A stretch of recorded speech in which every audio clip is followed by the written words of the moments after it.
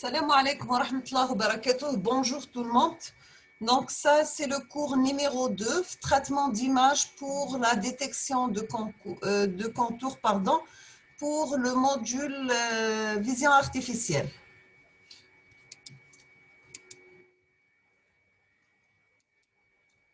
Donc voici le plan de notre exposé ou de notre cours. Donc on va commencer par qu'est-ce qu'un contour, les dérivés d'une image, le gradient, l'aplacien, le détecteur de points d'intérêt. Donc, pour la définition, nous avons que le contour, ce sont des frontières entre deux objets dans une image. Donc, une définition plus large, c'est la discontinuité de l'image, variation brusque d'intensité.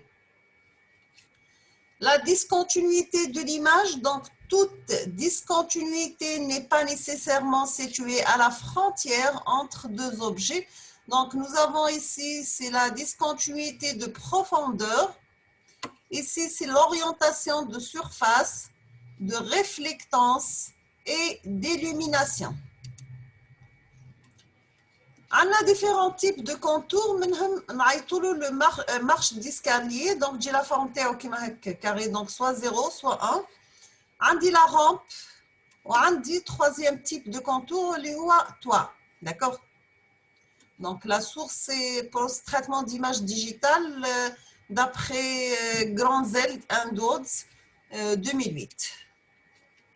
La dérivée d'un contour, donc par exemple, si nous avons un contour de cette forme rampe, sa première dérivée, ça met un signal triangulaire ou un signal carré, fonction porte. La deuxième dérivée, ce sont des impulsions. Donc, j'aurai une impulsion ici. Et deuxième impulsion تكون لتحت parce que هنا كنحسبوا في la dérivée كنتبعوا le sens des flèches donc راح يكون هكا طالع constant هكا ومن بعد il descend c'est pour ça تلقاوها هابطه وعندي la liaison entre les deux points هذو maxima et minima نعيطوا له l'intersection تاعهم في الميليو on appelle ça le passage à zéro. Donc voici l'étude d'une ligne et d'une image. On prend une ligne de cette image on dit l'étude تاعها. Donc, sous cette forme. L'étude d'une ligne et d'une image par la dérivée première, donc c'est en rouge. Le principe de détection de contour, c'est l'étude des dérivés de la fonction d'intensité dans l'image, analyse extréma locaux de la dérivée première, les passages par zéro de la dérivée seconde, et la difficulté, c'est la présence de bruit dans les images, d'accord? Donc, voici cette courbe, c'est sa première dérivée et sa deuxième dérivée. Ici, par exemple, on a la première dérivée, donc, et là, qui donne un contour bruité, d'accord? Donc, je vous la forme d'un signal, mais hiche la même. Même là, le bruit, ça va influencer à la détection de contours et de maxima et de minima. La même chose, là, on a des contours où le bruit coûte أكبر من la forme اللي كانت قبل d'accord لهنا je perds complètement l'information اللي نحوس عليها دركا كنا نحكيو على le gradient donc c'est la dérivée première de l'image. Rappelle l'image c'est une fonction de dimension donc nous avons x y l'équivalent تاعها c'est x y. Donc on dit la première dérivée du gradient de l'image c'est l'opérateur de base pour mesurer les contours de l'image. Donc, G en flèche, Gx, Gy, c'est la dérivée de xy par rapport à x et la dérivée de xy par rapport à y. Donc, là, on dit la dérivée ensuite, on le nombre de colonnes 0, là, ligne 0. Donc, là, on horizontale ou là, on verticale. Toujours avec le gradient, la dérivée première de l'image, le gradient peut être représenté en coordonnées polaires par un module M et une direction phi dans l'image. Donc, nous avons le module du gradient, mesure la force du contour. Donc, M, c'est la racine carrée de Gx au carré plus G de Y au carré. Donc, Gx, c'est le gradient par rapport à l'axe des X, Y par rapport à l'axe des Y. Le gradient, c'est un vecteur perpendiculaire au contour qui va être un contour. Donc, G, c'est-à-dire que لازم يشكل معاه زاوية قائمة. Le phi, c'est l'arc tangente de G et de Y sur G de X. Pour le calcul du gradient, on approxime les dérivés par différence finie. Donc, on aura gx, xy égale l'image x plus 1, y, moins l'image x moins 1. Donc, هذه اللي تجي من بعدها وناقص اللي تجي قبل. D'accord? ولا y تبقى la même, on joue sur x برك. Donc, calcul par convolution de l'image avec un masque de différence. Donc, نحطو يبدا من moins 1, 0 et 1. Le masque تاعي. Là, la dérivation par différence finie. Donc, nous avons plusieurs opérateurs. Parmi ces opérateurs, nous avons l'opérateur de Briwitt. Donc, on dit H1, le masque tel filtre, c'est moins 1, moins 1, 0, 0 et 1, 1. Deuxième masque H2, c'est moins 1, moins 1, moins 1, 0, 0, 0, 1, 1, 1. Deuxième opérateur, c'est l'opérateur de Sobel. Donc, on dit le masque, c'est moins 1, moins 2 et moins 1, 0, 0, 0, 1, 2, 1. H2 c'est moins 1, donc هذا يكون vertical وهذا يكون horizontal. Donc la même chose إنه غير يكون واحد vertical والآخر يكون horizontal. واحد au niveau de colonne et l'autre au niveau de ligne. Donc pour limiter les effets du bruit, un lissage est comprimé dans le calcul. Donc on dit un filtre moyen pour Briwitt, filtre gaussien pour Sobel. Il existe d'autres filtres plus sophistiqués donnant de meilleurs résultats.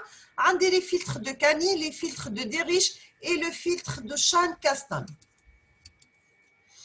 Donc, voici un exemple d'une image originale. Et si on trouve son gradient horizontal par la méthode de Sobel, et si c'est la projection ou bien la gradient vertical, toujours avec Sobel, ou le module du gradient de Sobel. Le module de gradient, on a la racine, le gradient horizontal élevé au carré, plus la racine, plus le gradient vertical élevé au carré, le tout تحت la racine. D'accord?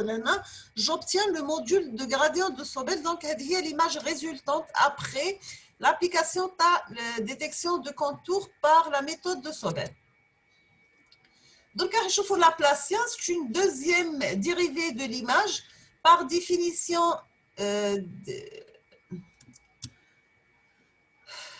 d carré de x, y, c'est la dérivée carré de i par rapport à x carré de x, y, plus la dérivée carré de i par rapport à y carré de x, y.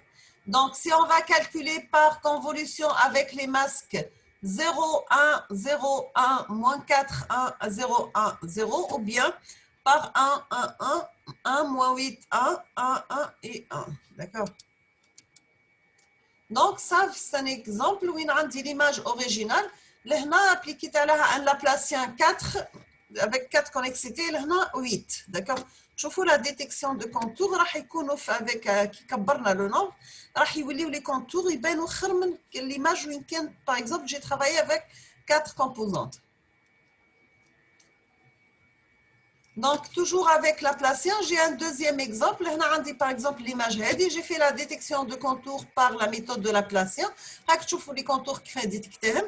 Là, on a des objets, par exemple, cette brosse, le clé, le tournevis, un stylo, une pince.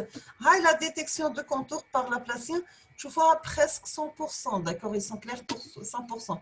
Là, on a des formes géométriques. Donc, pour la détection de contours, vous voyez le résultat. Un autre exemple avec le gradient, une image, là, j'ai calculé cette image, le gradient de cette image. Après, la deuxième, c'est un gradient suisse, sachant que la valeur absolue du G soit supérieure à G min. Et si nous avons utilisé un seuil faible, donc là, j'ai perdu pas mal de contours, d'accord?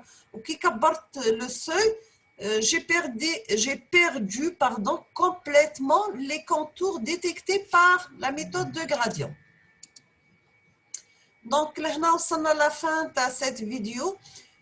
Je vous remercie infiniment pour votre attention. N'hésitez pas si vous avez des questions, sachant que nous avons la suite le TP pour cette partie de détection de contours. Donc, nous allons le TP.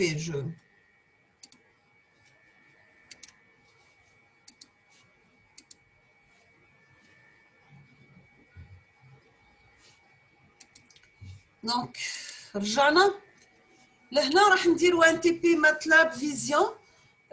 Pour la partie détection de contours, donc on a Edge Detection Method pour trouver les objets ou les limites des objets dans une image. Donc, on a la détection de contours, c'est une procédure, donc c'est une technique de traitement d'image pour trouver les limites ou les contours des objets à l'intérieur d'une image. Bien sûr, en travaillant sur la détection des points de discontinuité en se basant sur la variance des points. Donc, la détection de contours est utilisée pour la segmentation d'images et pour l'extraction de données dans différents domaines tels que le traitement d'images, vision d'ordinateur et vision machine.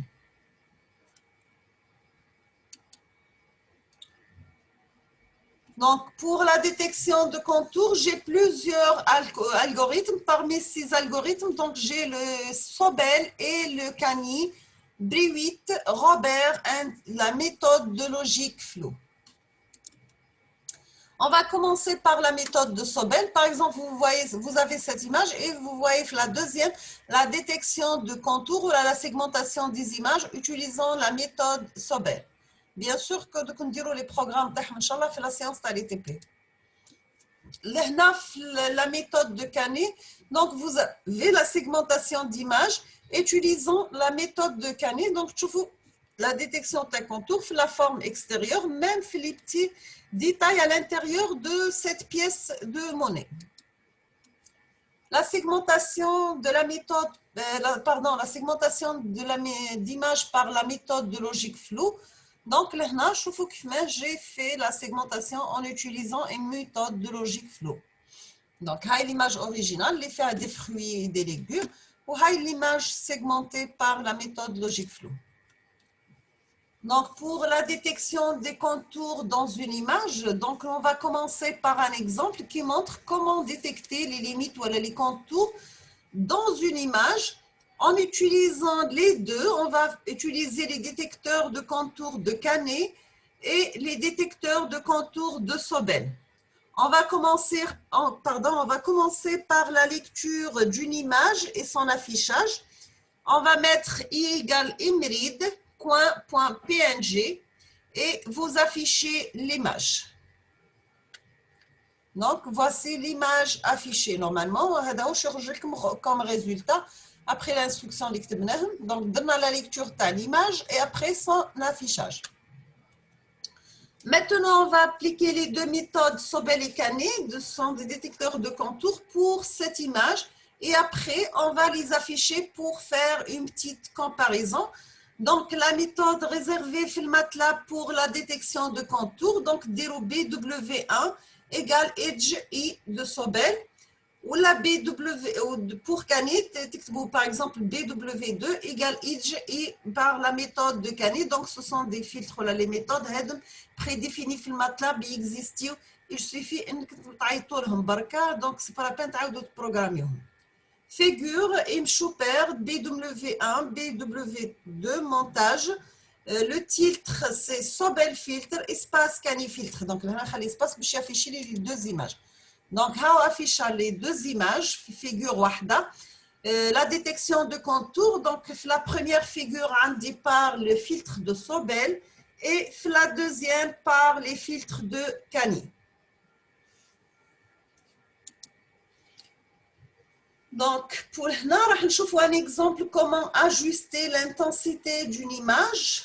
D'accord? Donc, c'est un exemple qui montre comment augmenter le contraste si nous avons une image en niveau degré avec un bas contraste en se basant sur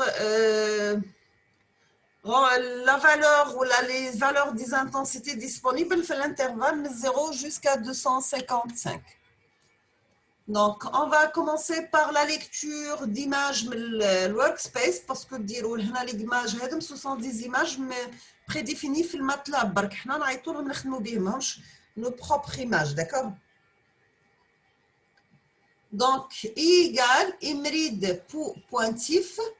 Ajuster le contraste de l'image utilisant image juste. Donc, nous G égale imad juste I.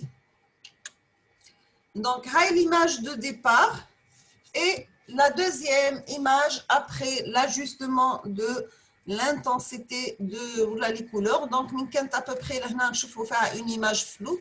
Donc, j'ai amélioré la qualité de l'image par la variation des couleurs ou l'intensité de les couleurs. D'accord? Maintenant, on va afficher l'histogramme de l'image ajustée. Il faut noter que l'histogramme de l'image ajustée utilise les valeurs across tout au long de l'intervalle. Donc, on dit le mot figure, toujours c'est la suite à le programme. Figure, ça plotte 1, 2, 1. 1, 2, on dit une seule ligne et deux colonnes. La première partie, je fais une égalisation d'histogramme et pas l'image I. 64, donc l'image d'origine. La deuxième partie, ça plotte la figure, je vais afficher l'histogramme, voilà, je vais égaliser l'histogramme de l'image G, bien sûr, avec le même nombre, 64, mais essayez chez vous de 64, est-ce que si vous augmentez la valeur, l'image l'histogramme ou là qui donc essayez de changer les valeurs, d'accord? Je t'accorde à peu près, je gagne تخدموا. Donc, l'égalisation d'histogramme adaptative. Donc, comme alternative, au lieu d'utiliser hist equal, vous pouvez améliorer le contraste par égalisation d'histogramme adaptatif. C'est la méthode CLA, utilisant l'instruction adapt hist function. D'accord? C'est une fonction, adapt hist equal. Donc, c'est hist equal. هذه زادوا لها adapt. Sachant que hist equal, elle travaille sur l'image entière, tandis que adapt hist equal, elle opère seulement sur des petites régions dans l'image. Donc, نسميوها tiles. D'accord? Donc, on dit l'instruction adapt hist equal, elle améliore le contraste de chaque sous-image, sachant que l'histogramme approximatif de la région est spécifié comme l'histogramme global. D'accord? Donc, après l'amélioration de l'égalisation, AdaptX combine les contours ou les régions voisines en utilisant une interpolation bilinéaire pour éliminer les limites ou les contours indésirables qui sont dans l'image. Après, pour amplifier le bruit qui existe déjà sur l'image, on peut utiliser Adapt optionnel paramètre pour limiter le contraste, spécialement pour les zones homogènes. Donc, l'ajustement de contraste utilisant l'égalisation d'histogramme adaptatif. Donc, on va commencer par la lecture et l'image d'après le workspace. Donc, on I égale imride pour pointif. Après, on va afficher l'image originale avec son histogramme. Ça plotte 1, 2, 1, imchoui, l'image originale. Et ça plotte l'image après égalisation d'histogramme sur 64 points. Donc, voici les images originales, flou, Hadia le pou, avec son histogramme. L'égalisation, d'accord? Si l'image et son histogramme sans faire l'égalisation. Après, on va ajuster le contraste de l'image utilisant l'égalisation d'histogramme adaptatif. Donc, en utilisant l'instruction adapt equal, donc on met une nouvelle image, G. Adapt equal, l'image est de départ. Après, on va afficher l'image ou le contraste de l'image en utilisant l'instruction adapt equal. Donc, on dit ça plot 1, 2, 1, l'image G. On va dire la égalisation d'histogramme avec 64 points. Donc, l'image, après ma égalisation d'histogramme, quand je vais l'image l'autre, tu peux afficher les deux عندكم باش تشوفوا l'image l'autre تكون plus floue على هذه. Donc, هذه كلها claire. هاو la variation de l'histogramme. Quand je l'histogramme de l'image قبل ou l'histogramme après égalisation d'histogramme, تشوفوا la différence ما بيناتهم. هاي l'histogramme كيف ما كان. Ou l'histogramme après adaptation ou la l'égalisation d'histogramme avec la commande adapt equal. Donc, nous avons des techniques de traitement d'image à des fins d'analyse d'image, sachant que l'analyse d'image implique de traiter l'image afin d'extraire des données statistiques. L'analyse d'image peut inclure des tâches telles que la recherche de forme, la détection de contours, la suppression de bruit, le dénombrement d'objets et la mesure des propriétés d'une zone et de l'image d'un objet. L'analyse d'image, c'est un terme générique qui couvre divers techniques qui correspondent généralement aux sous-catégories suivantes. Donc, j'ai l'amélioration d'image pour supprimer les bruits, la segmentation d'image pour isoler les zones et les objets d'intérêt, le filtrage morphologique pour supprimer davantage de bruit, analyse de zones pour extraire des données statistiques. Donc, amélioration d'image en niveau degré avec la commande ou la technique d'égalisation d'histogramme. L'image de départ et l'image obtenue après égalisation d'histogramme. Ici, nous avons une image, segmentation d'image avec la méthode détection de contours avec le filtre de Sobel. Ici, c'est la suppression des bruits à l'aide d'opérations morphologiques telles que la méthode à l'ouverture d'images. Andi la transformée de Who. Donc, le toolbox de traitement d'image, il contient des fonctions qui sont capables à utiliser ou des fonctions, les la transformée de Who pour détecter les lignes dans une image. L'implémentation de la fonction de Who, standard Who transform, donc il y aura SHT. La transformée de Who est désignée pour détecter les lignes utilisant les paramètres représentation d'une ligne. Donc, on a ρ, c'est x par cosinus θ plus y par sinus θ. La variable λ, c'est la distance donc, de point d'origine de la ligne tout au long de le vecteur perpendiculaire de la ligne. D'accord? Θ, il y a la phase ou l'angle entre l'axe des x et le vecteur. Donc, on a dit le programme. C'est la détection de contours par la transformée de Who. Donc, maintenant, on va trouver les contours dans une image utilisant la fonction edge. BW égale à edge ρ1, virgule Canet par la méthode de Canet et imchou BW, c'est-à-dire on va afficher là. On a la détection des lignes ou les contours par la méthode de Canet.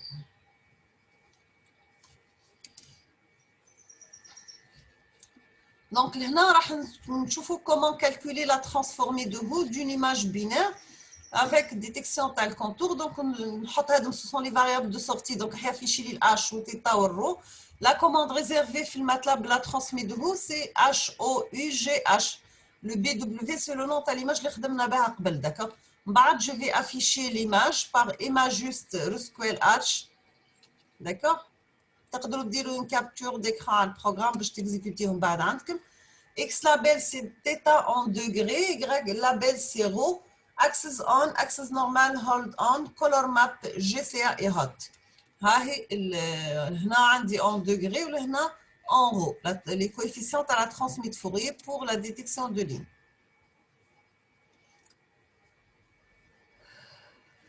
Donc, c'est pas la peine.